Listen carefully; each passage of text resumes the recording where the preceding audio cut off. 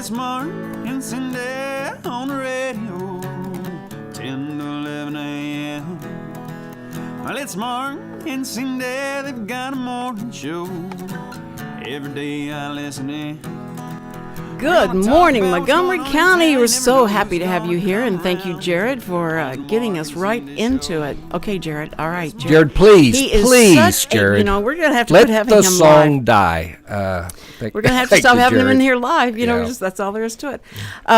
It's a beautiful morning, and you are listening to the Mark and Cindy Show, as Jared told us, and it is 10 o'clock, right on the nose, right? Unbelievable. We don't normally do that. Dick, what happened? I think it's cool. Yeah. Here we are, 10 o'clock. And the weather is what, Dick? What is that weather, Richard? You want me to do the weather right now? Not really. No. Okay, I'm just kidding. I just wanted to make sure you were there. It was sunshiny, but it'll probably be cloudy and everything. It'll probably rain. Well, we got a great guest here today that we'll be interviewing in start of the second segment. In just a few minutes. But he's sitting here to make sure we say things correctly. And this guy is so brilliant. So we have to, let's do our vocabulary What is he test. doing here? I know, and on the show. Ask. We didn't find out, though, had he ever listened to this show before, so I don't know. I'm afraid I can't say that I have. Very afraid. You're like so many of our guests, Paul. Paul Louden, by the way. Yeah, Paul Louden is with us, and we're going to be getting into information, understanding autism, and how Google Glass has a play in that. I'm so interested now. I went over and we were talking somewhat, but I didn't want to find out about the Google Glass until I was with everybody. So we're going to find out about that. I don't understand. You used the word understand, and that is such a relative term. I have every confidence that when this is over and Paul leaves, I'm not going to understand much more than I do right now. But I have researched, Paul. But I don't think I haven't. will, Paul. I will. She so will. Don't believe it's all in vain. Oh, no. Cindy. But we have people listening. They can't wait to hear him. So let's say something intelligent. Okay. So what did you do yesterday? I didn't take a nap, Cindy, because you had to come over and we had to make a phone call. We were trying to do a conference call, which didn't work out. I mean, we can't even talk to each other over the phone, much less set up a conference call. But if these people knew how much we research before every show, I mean, the amount of time. We did do research. It was amazing because we didn't want to look bad in front of Paul. Speaking of that, Cindy, our theme has been for the week, and I'm reminding Cindy, not so much our listening audience, what if, as in, good grief, if I could go back. And lo and behold, today on Peanuts, Charles Schulz, and yes, Dick, I know Charles Schulz is dead, but his comic strip lives on, and Linus is talking to Sally. Sally is Charlie Brown's little girl. Right. And this comic went along so well with what we're talking about, so I'm going to share it with you today. Y'all need the image of Linus in the living room with Sally standing his sister, over there. Not his little girl. What did I say? You said his little girl. Goodness, that's Charlie Brown's sister. Okay, I was wondering. Lucy is Linus's sister. Anyway, that's pretty much the story. No, here it is. Linus is standing there, and he said, life is weird. And, Linus, a little bitty 5-year-old, whatever he is, he said, Sally, wouldn't you like your life to live over again if you knew what you know now? Wouldn't you like to live your life over again if you knew what you knew now? And Sally just looked at him, and then she said, what do I know now? And that is, so many people, if you could go back and change anything, I don't know. What did I do the first time? See, here's the deal. If you had that ability to go back and do that, what if I knew everything I know now and I go back? I wouldn't have any friends. I mean, who would you want to hang out with? You wouldn't want to hang out with the kids because they would be so stupid and so immature, right? I would. There's a lot of movies that ask that question, like the time travel, love story kind of stuff. Yeah, Groundhog Day. Future, best Back movie to the ever. Future. Yeah. All those shows that had that, and we all would love to do that. That's like, it is something that you fantasize about. Like if I could go back and I had all that knowledge, and I'd be smarter than all the other kids, and I'd be smarter than the adults. I'd be so smart. What good would that do you? Nobody would like you.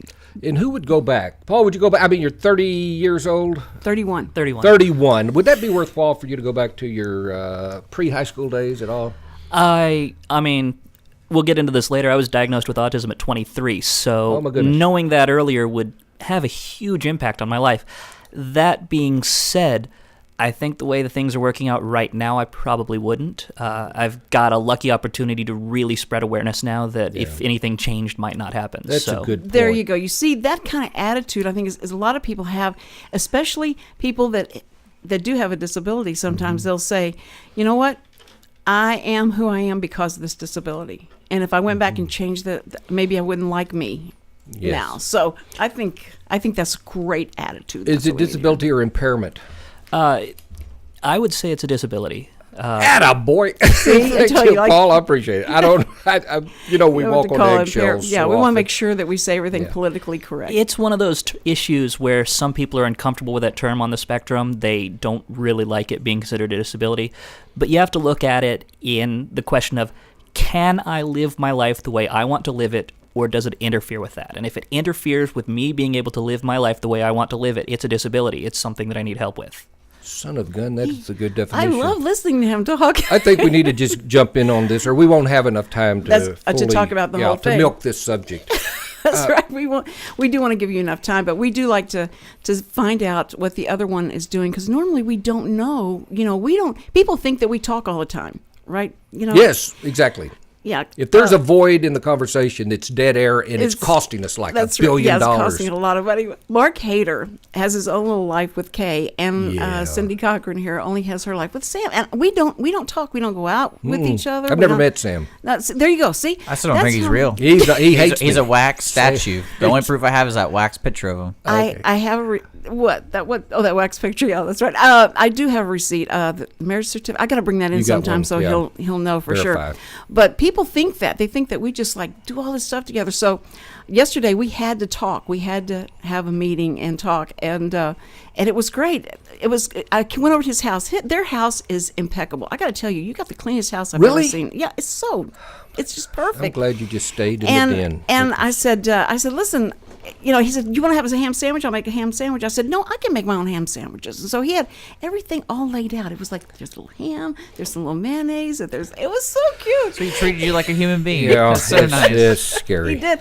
I mean, it is. And I really feel like you've gotten in touch with your feminine side, being able to do as many things as you do around the house and all. I think that's been good for you. I think I'm You're this sensitive. close I think you're so to sensitive. being a woman. Yeah, wait. So to be a woman, No, you dude, have to be able no. to make a ham sandwich? No, know that you have to I wouldn't actually even think about it. Yeah, you have to think about. Would you that- like a ham sandwich? What and guy then- says? But he puts all the little stuff up, all the condiments and all the stuff out there, and you're like, okay, here's your ham sandwich. I want to go over there. Right, I my like- brothers would It beat was the the daylights out of me. Best ham sandwich I ever had. So I just want to give people insight that it is not something that we sometimes we get here and we sit down, and that makes it fun because I have no idea what he's Right. going to say. He has no idea what I'm going to say. Nobody does, not even Sam. Sometimes after it's said, I don't know what she said, but it's just life.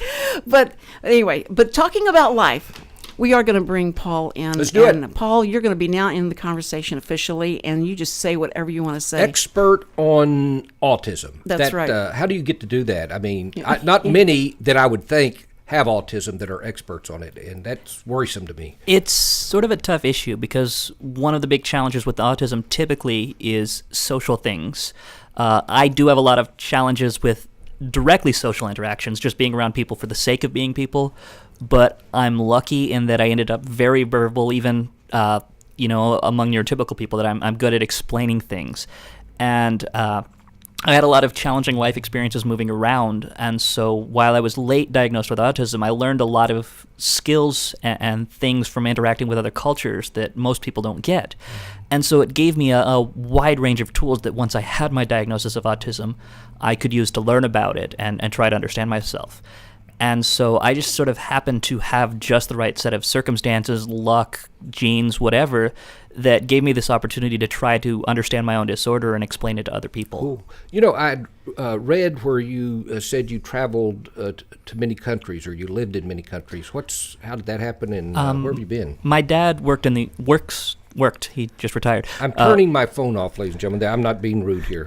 Go ahead. Worked in the oil industry. And so we lived in Pakistan when I was very young and Indonesia when I was in middle school. And when we lived overseas, a lot of times, rather than returning to the United States for vacations, we'd take them in other countries. We would visit places in Europe or whatever. And so I got the opportunity to see a lot of different cultures, but also there's a really fundamental difference in between visiting some place as a tourist and living there for 2 or 3 years. Yeah, I imagine. And so I lived in Pakistan for, I think it was kindergarten and first grade. I lived in Indonesia from the beginning of 5th grade to most of the way through 8th grade, so almost 4 years there. And so seeing those countries and living in them gave me a really different perspective on a lot of things. Where in Indonesia, might I ask? When I think of Indonesia, I think of Borneo's over here. Yeah, we were on Java's here. Borneo. Oh, okay. How there's, about Papua New Guinea? Any? No way. Never Okay. made it there. Good, thank you. I'm Okay. sorry, Cindy. I apologize. Well, when you were 3 when you were minutes. diagnosed at 23, Yes. and this was something that doctors had not seen they didn't see signs or symptoms or Well, anything like that up to that point. It was more of a case of a lot of times with autism, you want early diagnosis. That you want it by age 2, maybe 3, and it's spotted because doctors now know a lot more about it than they did back then. But back then, by the time we were really sort of settled in the United States, I was in 8th grade. I was just about to go into high school. And this was the first time we really had been settling anywhere without moving around a lot. And so I'd had a lot of challenges, maybe getting schoolwork complete, making friends, things like that before that. But there was always this excuse of, well, he's moving around, or he's learned that he yeah. doesn't get to keep his friends because he's going to be moving again in 2 years, so he's not making connections, or things like that. That there were a lot of reasons you could look at. And even when I got into high school, the first things we looked at were ADD, because this was around 1997. This was sort of what was on ADD everyone's hot, mind. yeah, right. And so autism still wasn't that big yet, even though the diagnosis rates were exploding. The knowledge of it was sort of very regional. It still is very regional, that we see a lot higher diagnosis rates in certain areas, not because there's something causing it more there, but because that's where the experts live. And so everyone knows someone with okay. autism, and so there's another parent telling them about it, things like that. And so I was unfortunate to avoid a lot of this. And so it wasn't until I read an article about a type of autism that used to be called Asperger's and said, wow, this sounds a lot like me. And as soon And as what I were read the this... symptoms? What were the symptoms you read? It was a lot about how people interact with other people, the social challenges, trying to interpret everything objectively and wanting to sort of separate yourself from the subjective, having a hard time understanding the emotions of others and relating to them, a lot of things like that. But it didn't really talk about it to that degree. It just sort of talked about some of the challenges he had, meeting people and things like that. And before I decided to learn more about it, I sent the article on to my parents and said, hey, I think this sounds like me. I don't want to self-diagnose myself and try to convince myself it's it. So I'd like you guys to read about this and research it a bit and see if this sounds like me and my history. And so then eventually that led to us seeing an expert in it who diagnosed me. Okay, we are going to have to take a break. When we come back, we're actually going to get a definition of autism. I've seen news reports and everything. When it's through, I tell myself, I still don't know what it is. We're going to find out today. After these few words, Mark and Cindy Show, ladies and gentlemen, back in a couple of minutes here with Paul Louden. She's lost in peaceful dreams, so I turn out the lights. The largest flying museum in the world is the Commemorative Air Force, a national organization whose mission is to acquire, restore, fly, and educate the public about U.S. military aircraft and their role in U.S. history. Right here in Spring, Texas, the CAF owns an exceptional World War II warbird, the Flying Fortress Texas Raiders. Residing at David Wayne Hooks Airport and maintained by the Gulf Coast wing of the CAF, the Big Bomber is regularly opened to the public for tours and flights. The Gulf Coast Wing is a non-profit organization made up of volunteers who maintain, fly, and travel with Texas Raiders to promote the mission of the CAF. The Big Bomber has traveled all over the United States, reuniting veterans and the public with the historic World War II aircraft. Would you like to know more about taking a walk-through tour or a ride in the iconic Flying Fortress? Perhaps you'd like to learn about volunteering to actually work with the crew on the aircraft. Go to www.b17texasraiders.org or join us on Facebook at facebook.com/B17TexasRaiders. Or to speak to us, call 1-855-FLY-A-B-17.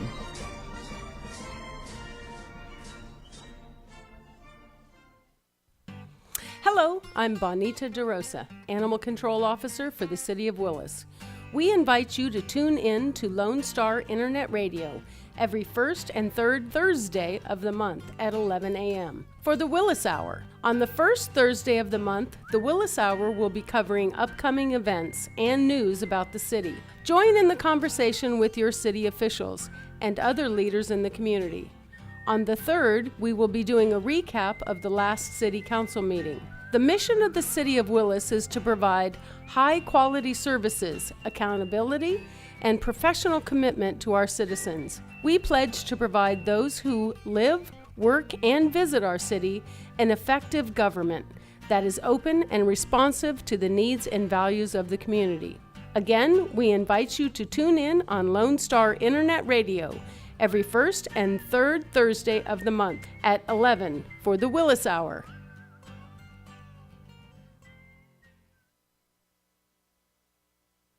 You're listening to Lone Star Internet Radio now for your daily weather report. Today is Tuesday, June 3rd, 2014. Today's weather forecast, there's a 20% chance of showers and thunderstorms today, partly sunny with a high near 91. Later tonight, it'll be mostly cloudy with a low around 71. This weather forecast is brought to you by Donawick Public Relations. You've seen the billboards? That's right, wicked publicity.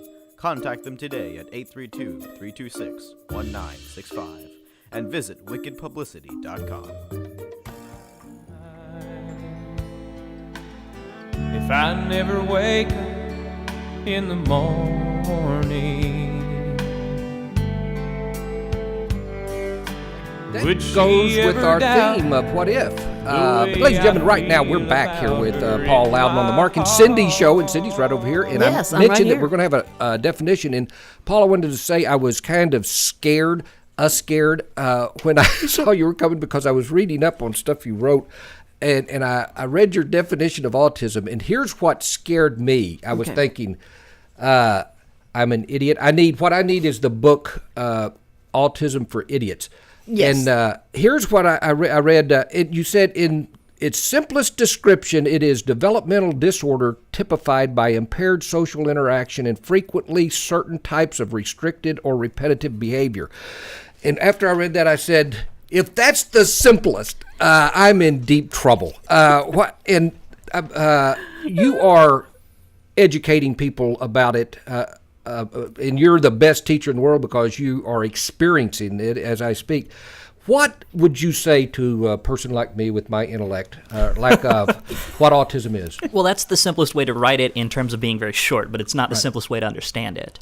Autism is, there's a famous researcher, his name is Simon Baron-Cohen, and he has described autism as being the extreme male brain. And that's sort of a stereotypical way to do it, but it does give a lot of people a good reference point. I'm not sure if I agree about phrasing it that way. But what he talks about is that people tend to approach things in two sort of different ways, one relating to emotional responses to them, and one relating to systems, how things fit together and how things work. And autism is sort of a weakness in the emotional area, where you don't necessarily react to things around you in a way that other people would understand emotionally, that you don't necessarily see their emotions the same way, and your emotions don't necessarily come from the same place inside you. One stereotype that is dangerous about autism is a lot of people think autistic people don't have emotions, that they're sort of emotionally cut off, but it's really sort of more that they just develop them in a different way and react to things in a different way. But the other thing is that systemic approach, that they want things to have rules, that they want things to be orderly, that they need to understand why things are happening, and things need to happen the same way each time they happen. And it's a need strong enough that it can be very distressing when things aren't working that way. So it's this really strong need for things to work in the systemic way, and then a sort of fundamentally different understanding of the emotional space that really is what autism looks like. Yeah. And there's no brain, they haven't spotted anything in the brain, genetic-wise or anything, that says, he's got it. In other words, you're just looking at behavior, and that's how you tell you got it. That's how we diagnose it as behavior. We do know that if you look at an autistic person's brain under what's called an fMRI scan, which is the old MRI scan, but at higher detail and able to do it while the brain is active. So it's not just a snapshot, but a video of what the brain's doing. If you look at an autistic person's brain under an fMRI scan, you can start to see some patterns. Different parts of the brain are more active and different parts of the brain are less active. It's not really a useful tool for diagnosis because right now it's a complicated thing and it's not consistent enough that it can be used for diagnosis. But we do know that brain activity is different, but it's not an indication of damage so much as an indication of different development. And autism is considered a developmental disorder because it happens early on and it's part of you for life. And so what we can see is that a person with autism, their brain grows in a different way and becomes sort of differently shaped internally. That it's not like an actual different shape, but like the roads inside the brain go to different places and they're different sizes than you'd expect in a normal person's. Well, Paul, you keep talking about what keeps coming up is social interaction and relationship maybe problems that you have. And it's funny because you think about there's a lot of people. Is that truck noise affecting you as much as it is me? I noticed it for sure. Okay, thank you. Okay, go ahead. I didn't even notice it. I think I've got something. I love being a woman. I think I've got Tourette's. I don't care about those things, but the relational part of it is very interesting. I'm sure it's what parents may sometimes get fearful for is because is this going to affect his being able to have a relationship with someone, or will he always not be able to go out in public, or and that kind of thing, so that they have different worries about when you say the word autism. But autism is broken up into so many different factors that's not always what it is. But you keep saying about the personal interaction when you go out in public. Do you still have, is it a fear? Is it you just don't want to interact with people? Or one thing that people often get wrong about autism rather is the assumption that autistic people are introverts. And a lot of us are, but there are extroverted autistic people and they really want to have those interactions with people, but they can't understand how to have them in constructive ways. And so a large part about autism for me is I can describe the introverted aspect of it. I'm definitely an introvert, no question. But part of the challenge is talking about the whole range of it. And what it is for me is when I go out, there is a lot of anxiety because there is no question that going out, everything is unpredictable. And that whole systemic order. Okay. need is there. And especially interactions with other people are unpredictable, especially when you can't understand sort of whether something's going to make them angry or how to deal with it when something makes it angry. My response when someone is angry is to try to explain it to them why they shouldn't be angry. And that's a terrible response for someone to have, but that's my natural response. That's what comes from the feeling of this is what I'd like for someone to do for me, so sure, I should do it for them. And that's where a lot of the challenge of autism is that you have very different ways of addressing emotional issues, and then you have the unpredictability of emotional issues, and so it causes a lot of anxiety. People with autism are far more likely to be diagnosed with depression or anxiety-related issues. But it also goes into things like body language, eye contact. This is actually one of the early signs that you look for the possibility of autism is whether your child is making eye contact and learning from observing people around them or not. And it's one of those things where people on the autism spectrum tend to take communication very literally. They're just listening to the words and using sort of more strict meanings of them, often dictionary definitions of the words, rather than having the fluidity and the comfort of being close enough that most people apply to communication and paying so much more attention to body language, tone, things like that someone on the spectrum may not even notice until they've had some degree of education what to look for. And then they have to actively think about it the whole time they're communicating. It's not something they just pick up. So it makes communication a much more tiring thing for someone on the autism spectrum. And so they can learn and they can go out and they can have fulfilling lives, but depending on how severe their autism is and where their specific deficits are, the kind of therapies that can approach this sort of thing can vary pretty decently. What about like in movies and all? I notice touch in many. Oh, he's got autism. Don't touch him, or her. What's that? Is that anything that it's affects you? It's actually really common for me. I'm a little bit sensitive about touch. I'm sort of uncomfortable with like handshaking and hugs, especially things like that. Where I'll be more comfortable with it if I'm prepared for it or if it's someone I know better, but I'm less comfortable with it than the typical person is. But typically with autism, you see, and this is one of those areas where there's a lot of variance.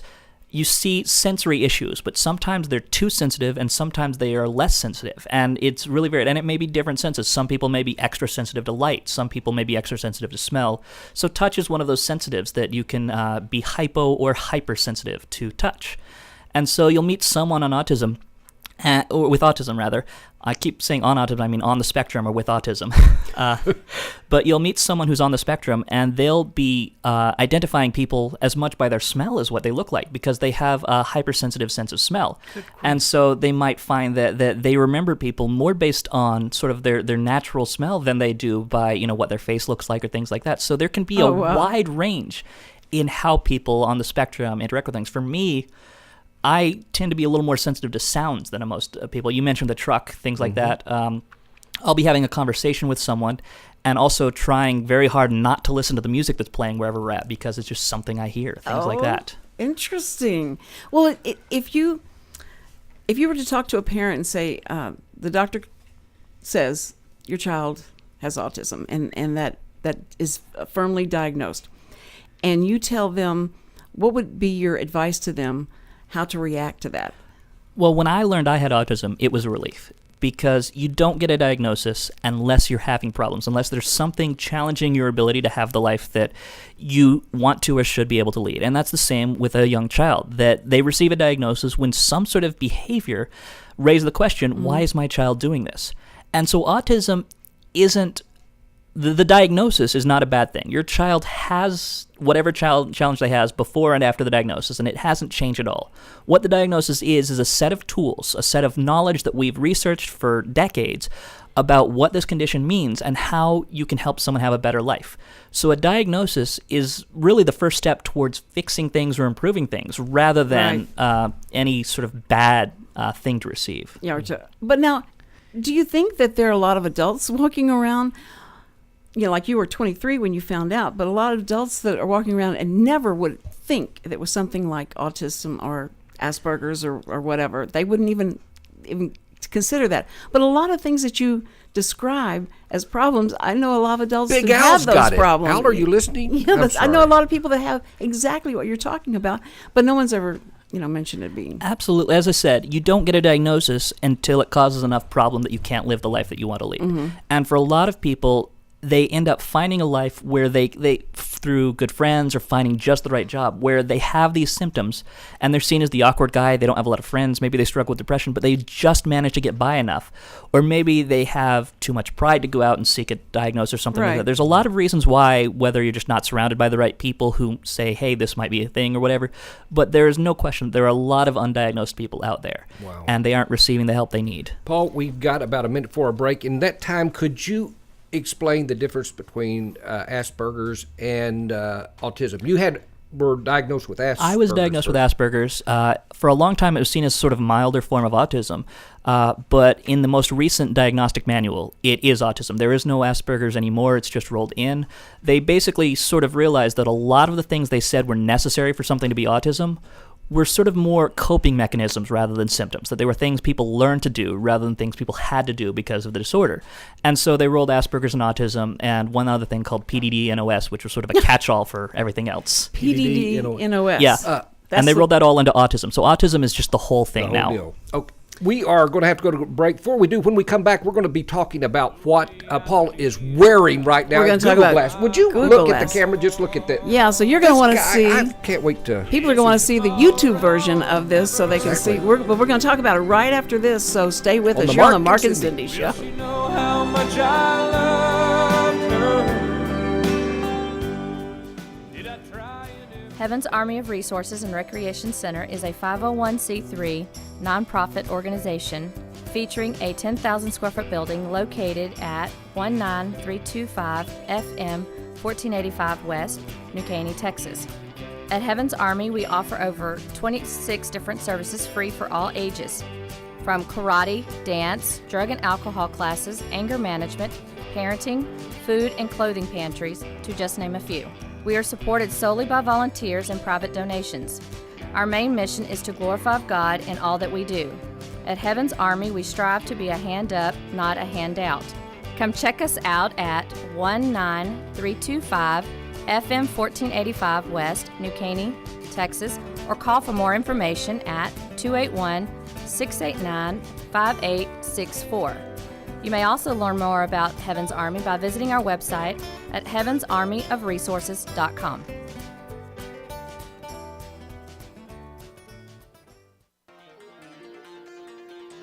At Jazzy Junk, volunteers reclaim, restore, and recycle. Jazzy Junk is a non-profit resale storefront where you will discover wonderful, unique finds at very affordable prices on furniture, antiques, books, art, home decor, and more. When you shop Jazzy Junk, you support New Danville, a community for adults with developmental disabilities. We receive new donations daily, so plan a visit to Jazzy Junk today to find that perfect item or gift. Our motto is here today, gone today. So remember to hurry in and shop often for the best selection. Jazzy Junk is located in the outlets at Conroe on League Line Road and I-45 North. Call 936-441-4500 or visit our website, jazzyjunk.org, that's JUNQUE, for more information and store hours. Do you ever wonder what's going on in the business community? Are you looking for ways to get plugged in? Cassandra Roshan here, Director of Membership Development with the Greater Conroe, Lake Conroe Area Chamber of Commerce, and I would like to invite you to tune in to Chamber Chat. Tune in the first Tuesday of every month at 11 a.m. so you will be in the know for all Chamber happenings for the month. Each month, the Chamber offers 2 free lunch and learn sessions, a networking breakfast, business after hours, membership luncheon, as well as many other special events throughout the year. I will give you a rundown of all programs and events for the month, as well as interview our speakers and hosts of these events. So grab a cup of coffee and tune in to Chamber Chat the first Tuesday of every month at 11 a.m. Chat with you then. Cause I've lost loved ones in my life. And you're back on the Mark and Cindy show, and we have a special show today because we've got Paul Louden. It's a Louden. It's really loud, but Louden, and his mother is here with us in the studio. And I just told her, I said, you must be so proud of this guy because number one, the way you express yourself and explaining and the awareness that you're bringing, how exciting that must be to see, for her especially, to see what you're doing. Now she didn't have any idea or clue when you were growing up, as you were a little boy. There wasn't any signs that she saw, or did she see? They saw signs of me being different, that I didn't do things the same way everyone else did. I didn't focus on things the same way everyone else did. But again, it was just one of those cases where there wasn't so much known about autism at the time, and we were moving around, so we weren't hearing about it from people that we'd be near around or anything like that. So it was one of those cases where it was clear that there was something off, but until we settled down, it didn't really have a chance to crystallize into what that could be. Well, she sure did a good job of caring for you and making sure you were exposed to all the things that you were exposed to, and you being able to adjust and all that. That's what's amazing to me, is how well you adjusted as you moved around. Now, what's the biggest misconception of autism? One of the biggest misconceptions is thanks to the movie Rain Man. And that's where most people who know the word autism at all, that's where they've got most of what they know about it from, is that movie. And in that movie, Robert De Niro plays the wonderful character who he studied autism, and he did a great job in sort of demonstrating it. Dustin Hoffman, sorry. Yeah. That's right. Yeah, I get him confused. I'm terrible with names. See, now I don't remember anyone. Tom Cruise. Tom Cruise. I can remember Tom Cruise. I just couldn't remember who his brother was. Dustin Hoffman. Yeah. Anyway, so he does this great job of being a character with autism, but they decided to have a character with autism who was also a savant because it made for good storytelling. Right. It gave Tom Cruise a reason to want to keep him around to develop character growth. The problem is that most people with autism aren't savants. There is a higher rate of savant behavior, savant abilities in those with autism, but the difference is very small still. And typically, if you meet someone with autism, they are not a savant. But we get asked that all the time, oh, you have autism, what's your skill? And it's like, I don't have one. Most of us don't. Just like everyone else, we just have, our normal day-to-day skills. We don't have special abilities. So that's probably the biggest misconception, the biggest question that you get asked a lot that really isn't grounded in anything is whether or not you have a special skill like that. Well, in Asperger's, I read somewhere where they said there is generally, and I think the word was generally, I could be wrong, one area that you could excel in, be it math, science, it's or not whatever. an excel, it's more of a fixation. Fixation, So that's exactly. you that's aren't a big necessarily difference. better at it than anyone else, but you are more interested in it than anyone else. And this is part of the diagnosis for autism typically. And that's it's partially a coping behavior, partially that interest in systems, that you'll meet some kid and he knows everything there is to know about washing machines. He can tell you every model on sale right now. He can talk about their repair manuals. He can tell you what parts go into them, what's likely to fail, things. And so there's usually a fixation like that where they're just really interested in some topic. And it can be a broad topic like computers, or it can be a really narrow topic like washing machines, or even GE washing machines or something like that. Cleaners. So vacuum cleaners are an example, yeah. Holy cow. And so that's one of those things where there are these fixations. And a lot of times when you are so interested in it, you may know more about it than other people, but that's more of just an issue of the 10,000 hours you put into studying it rather than... I see. Well, let's talk about technology. Yeah. We'll shift Well, over my to... fixation was technology, so... It was. Okay, I wish great. mine was. And I know, we'd be I so have much none. smarter now, but... Google Glass, that came out, and we've all seen the pictures of people wearing the Google Glass, and they've tried so hard to explain to us what you're seeing without bumping into things, and that having this on there, you're supposed to be able to it's like a computer. Are you seeing? I describe it as a wearable computer. A wearable computer, okay. Now, the biggest thing about it is that you mostly interact with it through talking to it and hearing it talk back to you more than looking at things. A lot of people think that it's something that's in front of your eye all the time, but it's more up and to the side, like the rear view mirror in your car, where it's out of the way, but anytime you need to look at it, you can still glance at it and see it pretty clearly. Now, what are you?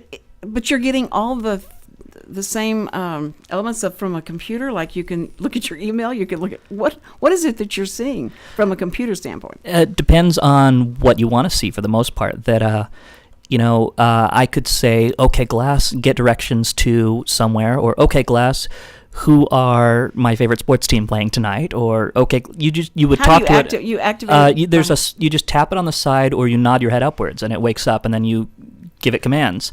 And so you might hear a little chime in your ear, and that means that it has something it wants to tell you, and that means that it's an email. It doesn't tell you about all of your emails, but it tries to decide which ones you are likely to think are important. So it looks at like which ones you're more likely to respond to, and in the future it'll give you emails from them. And so you might hear a chime, and you'll nod your head, and it'll say there's an email, and you say, okay, Glass, read aloud. And then you'll hear it read the email in your ear, and then you say, okay, Glass, reply, sure, I'll be there at 7. And so it gives you this hands-free, immediate experience, sort of curated by the software to try to keep it out of your way, except when it's something that you would think is important. How does that help you as being autistic? How does that help you as opposed to anyone else? Well, one thing people on the autism spectrum often have are challenges in what's known as executive function, and that's sort of managing your own life, keeping up with chores, keeping up with doctor's appointments. Glass is very much like a personal assistant. When you have, for example, I travel to Phoenix pretty regularly. When I have a trip upcoming to Phoenix, I will start seeing the weather in Phoenix the day before, and that reminds me that I have the trip. When it's the day of, it'll tell me you need to leave now based on traffic to get to the airport. And then when I get to the airport, I'll see what terminal my flight is at. When I land in Phoenix, it'll give me directions to where to get the rental car. When I have the rental car, it'll give me directions to my hotel. And all of this, it's pulled from my email without me having to put anything into anything, just the confirmation emails. And so it's sort of like a personal assistant that can really help you in your areas of weakness. And when you're on the autism spectrum, you tend to have greater weaknesses in these areas than people who aren't. And so it can really give you a lot of confidence to live your life. Great explanation. How do you do without a mouse, though? That's just, and I mean serious. In other words, without a mouse, I can't work the computer. You can swipe forward and backwards on it to move between things. Oh, man. And even when viewing web pages, you can hold your fingers on it and move your head to look around the web pages. So it gives you the opportunity to do a lot of the things you could do with a mouse through it. How expensive are they? We don't know how expensive they're going to be because they aren't out yet. Google was saying they will be out later this year. They've just recently changed the language to say we hope they'll be out later this year. Oh, so we don't know what the final outcome on them is going to be as far as that goes. Is there a You were ballpark? selected as a... What they did is they had something called If I Had Glass, where you basically applied to be part of the testing program. And I told them, look, I am on the autism spectrum. I do autism advocacy stuff. I look at ways that can help people with autism, and I was lucky enough to be chosen by Google to be part of that program. We have got to hit on autism advocacy right now. Before you leave, Paul, we've got to find out where you're going, what you're doing, and how we can plug this, because you are one intelligent son of a gun, and all I've heard about autism, you have dispelled really gone all those rumors over the top. Well, in a few months, I'll be talking at the Love and Autism Conference in, I want to say San Diego or Stanford. I can never Well, use your remember glass. I'm sorry. I could look it up, but I have my phone turned off to be polite here. Exactly. Oh, you're better than we are. Anyway, it's the Love and Autism Conference in August, and I am also regularly, twice a month, doing a radio show called Understanding Autism that you can find at facebook.com/understandingautismradio, where I and a therapist named Kim Isaac, and I can't remember her new last name because she just got married, Isaac Avery. I'm sorry, Kim. No, it's okay, because we're going to put this on our website so that people can come and find out how to get to you. And so she and I talk about various topics relating to autism and try to explain it from both a therapeutic and scientific perspective and from my perspective of having lived through it and tried to learn about it after the fact. Mm-hmm. Oh, that's so exciting. What a combination. How is, she has not had autism or doesn't have autism. How do you... When I would much rather hear something from you than from someone who studied it. But I imagine she's very knowledgeable and all. Well, she works with individuals who have autism, and she works with parents. So she's very hands-on. She's not like an academic, but rather a practical person. And so you get. And it depends on what the topic is. So if the topic is therapeutic things, we'll often have her talking about it and me offering my opinion on things. Other topics might be about, the life and living it. And so I'll have a heavier episode more about me. So it varies depending on episode. Kim, I explained that very poorly. I was not attempting to run you down in any way. I was just, I don't know. No, but, because you can get some doctors up there that can just give you the, just the terms and the, this is what it's all about and this is how it happens and all. But to hear someone that's actually living it is very compelling. But her working with parents and her in her diagnosing things and having to deal with parents, I love to hear that part of it because of the emotional response and how important a parent's role is into development and all that. So we have some parents today listening that have autistic children, and that's what they want to hear. Someone that was 30 years old has had autism, and you're a great role model. I'm going to ask you something I should have asked you while we were not on, because I don't mean to embarrass you or anything, but my thought is, like, your mom is here, Debbie, and I was thinking, how is, she may want grandkids. How is your does this affect? Would it be better if you dated someone with autism or not? And I'm not asking this very well. But, it depends a lot on how your symptoms manifest. I have a girlfriend who was diagnosed young with autism, but never really had it bad enough to need treatment or anything. So she is on the spectrum, but I would say very mildly. Mm-hmm. A lot of people who have autism find it more comfortable to date with people who also have autism because it's easier to understand someone who thinks and interacts with the world the same way you do. But a lot of other people, you'll hear or read books about people who find out that they have autism after they've married a neurotypical person, and it's given them better ways to address their marriage because now that they know that these differences are here, it allows them to reinforce things that were weaker before. So it can vary. Autism often does make it a lot harder to date, but there are so many success stories out there that there's no question it's possible. It just sort of depends on what life brings you. Well, Paul, with me, when I was growing up, I was so shy and all, and if I had autism to this day, I'm 64, I don't think I'd be married. If I had one thing going against me in that area, it would have been terrible. That's wonderful. Paul Louden, we just cannot thank you enough for coming and enlightening us and bringing some class and education and intelligence to this show. We really do appreciate that. We need it badly. We will have on our archives how to get in touch with this man if you need someone to speak for whatever group you've got. Some kind of science synopsis. That's exactly right. We will. Synopsis was stupid. We will have something. So make sure that you can get in touch with you and your mom. Thank you, Mrs. Louden, for being here, and you're wonderful. And so we know you're going to keep up the good work. We don't even have to say, keep up the good work. You know, we know that you're going to be there and doing that. And so thank you very much for being with us and just bringing this awareness to us. I'm always happy to. Thank you. We will be right back with an the encouraging word. Although he's been encouraging the whole time. He has hasn't to me, I tell you. That she's my only one. And if my time on earth were through. The Conroe Art League is a nonprofit entity promoting the visual arts in Montgomery County. They've evolved over the last 49 years into one of the premier artist groups in the greater Houston area. The Conroe Art League is now permanently housed in the 100-year-old recently remodeled Madeley building in historic downtown Conroe.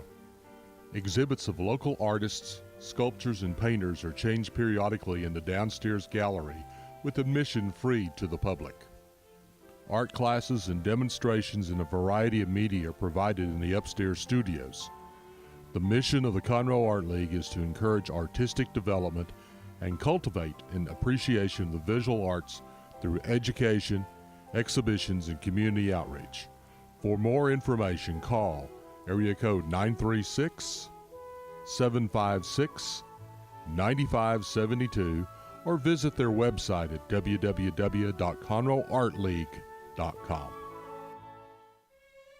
Hello, this is Dennis Nelson, inviting you to come with me through the doorway of imagination and into the theater of the mind. The Players Theater Company Old Time Radio Hour presents a play every Saturday night at 7 p.m. on Lone Star Internet Radio. Be it drama or comedy, thriller or love story, every exciting episode is carefully chosen straight from the golden age of radio and performed live by talented actors, musicians, and sound effects crew. Every sound you hear will be 100% live and homemade. Anything can happen. So join us, please, every Saturday night at 7 p.m. for the Players Theater Company Old Time Radio Hour, right here on Lone Star Internet Radio.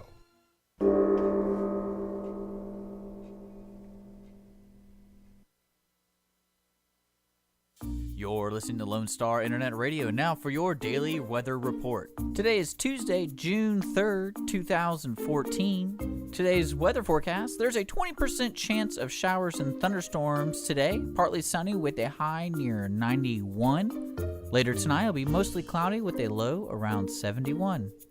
This weather forecast is brought to you by Donna Wick Public Relations. You've seen the billboards? That's right, wicked publicity.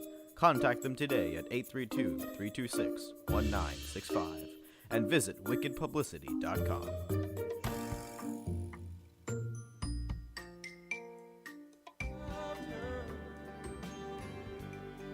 Did I try in every way to show her every day that she's my only one? And we're back. Garth is right there. I love that song. That's great.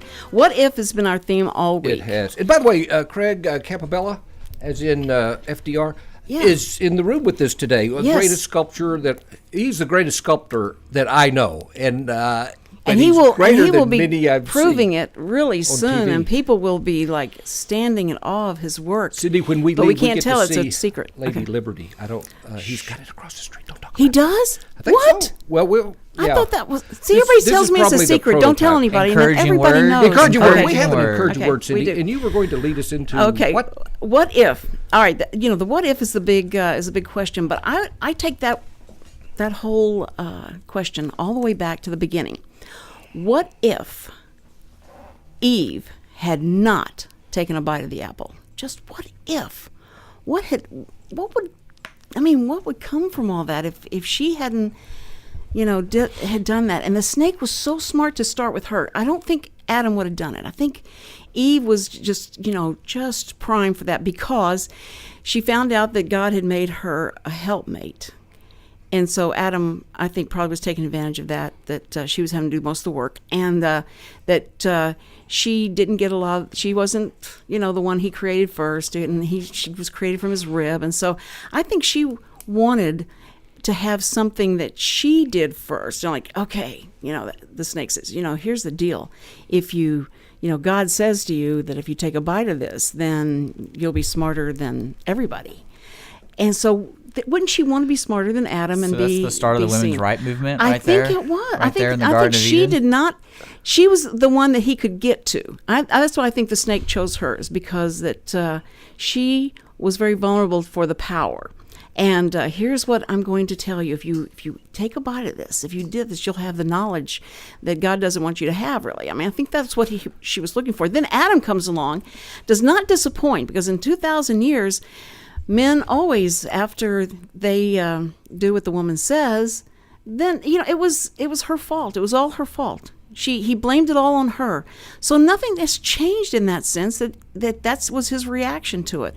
But what if he had said, I'm not taking a bite of that. You're going to get in trouble, and I'm going to go tell God. But he didn't do that. He went ahead and went along like we do. We go along, and then God had to come along and ask him what happened, and immediately he blamed her. She made me do it.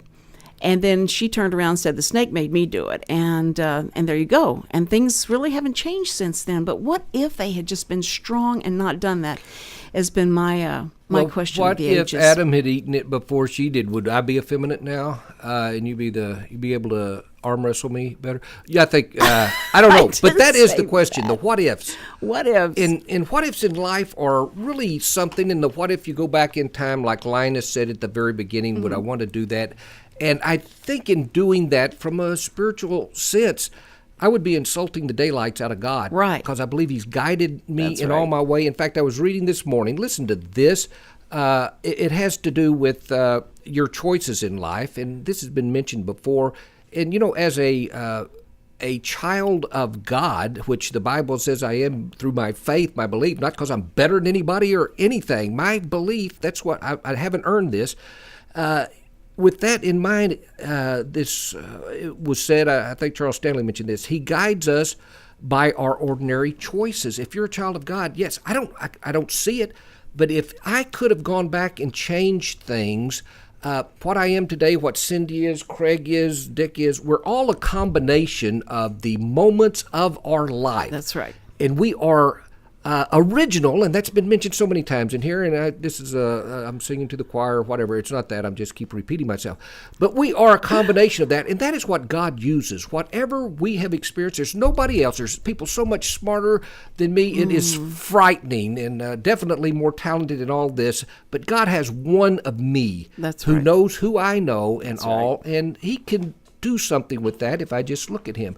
And if I go back and change, I guarantee you I'd have gone back and I'd got involved in acting more, and I'd probably be working on my sixth wife, and I don't know. But I am glad I am where I am, and that the decisions I made, even the hurtful ones, it turned out for good, I think, because where I am now, I feel pretty well. Well, I think that Paul Louden was a great, I don't want to call him something else. Paul Louden was a great example of the what if thing and not taking that seriously, because he said, well, what if I never had this? I wouldn't be where I am today, and I wouldn't have the influence I have. I wouldn't have met the people and all. And he has a great attitude. And I think that's the deal, is like, I am what I am. And so I'm happy with that, and I'm going to make the most of it, because there'll never be another me again. And a lot of people are probably glad about that. But anyway, we're getting ready to leave, but you know who's coming up after us is Cassandra with Chamber Chat. And you don't want to miss Cassandra. Chamber Chat. That Cassandra, and she's something. And you know, her name matches the way she looks. Cassandra. You think of something exotic and so beautiful. And she's sitting out there listening. She's wearing 7 veils, too. Right. Ladies and gentlemen, Mark and Cindy's show. We'll be back tomorrow with just wait till you just hear. wait. I can't Remember, believe it. everybody, God loves you, and God's got this. It's Mark and Cindy on the radio, 10 to 11 a.m. Well, it's Mark and Cindy, they've got a morning show. Every day I listen in. We're gonna talk about what's going on in town. You never know who's gonna come around on the Mark and Cindy show. Well, it's Mark. Hey everyone, this is Tina, your host from Retro Saturdays. I wanted to invite you to visit the Lone Star Studios here in downtown Conroe, Texas. We're all volunteers here, and we need your help in serving the Montgomery County area. Radio media is a fun field to be in. Lone Star Internet Radio serves Montgomery County with news, current events, local programming, and of course, music. If you are interested in volunteering and sharing your talents in media, go to irlonestar.com and let us hear from you. Lone Star Internet Radio, serving Montgomery County from the heart of downtown Conroe.